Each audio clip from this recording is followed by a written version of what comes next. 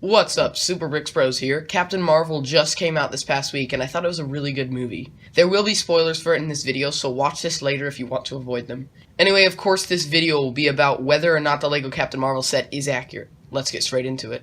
The only set is 76127 Captain Marvel and the Skrull Attack, and it comes with 3 minifigures: Captain Marvel, Nick Fury, and Talos, the Skrull. It also comes with the cat, Goose.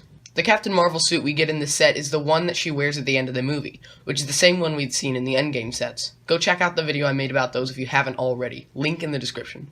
Anyway, the designs on the suit are really accurate, and the only problem with the suit itself is the unprinted legs.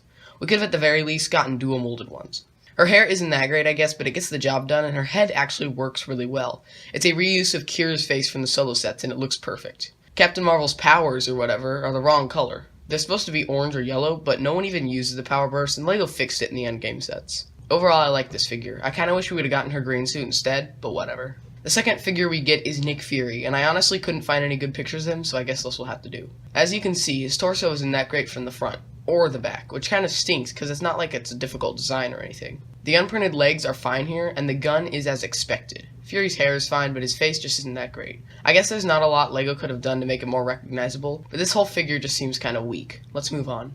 The last figure is Talos, the Skrull, and his torso printing is really well detailed, but not that accurate. This could be concept art because the printing doesn't look like it's based off the same thing, and there clearly was effort put into it. Anyway, Talos' legs are fine, and his gun actually works pretty well for the skull blasters in the movie. But his head is unforgivable. The face itself is really good, but the lack of printing on top is absolutely terrible, and even the mold isn't that great. Overall, I'm not a fan of this figure either. Next up is Goose the cat, and for a pre-existing mold and printing, this piece works almost perfectly. The color shades could be a tiny bit different, but it doesn't need it.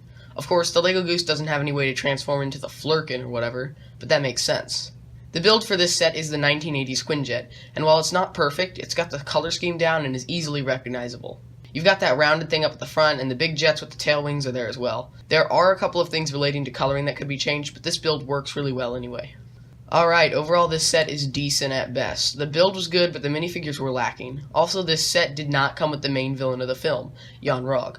It came with Talos as the villain, who was on their side when Captain Marvel wore this version of her suit. LEGO could have included Yon-Rogg without it being a spoiler by just listing him as a good guy, but what they really need to do is make more sets.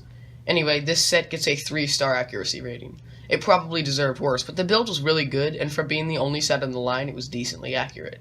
And that's it. Like this video if you want to see more like it in the future, and feel free to subscribe. Also, make sure you have your notifications turned on so you don't miss out on any of my upcoming videos. Thanks, guys.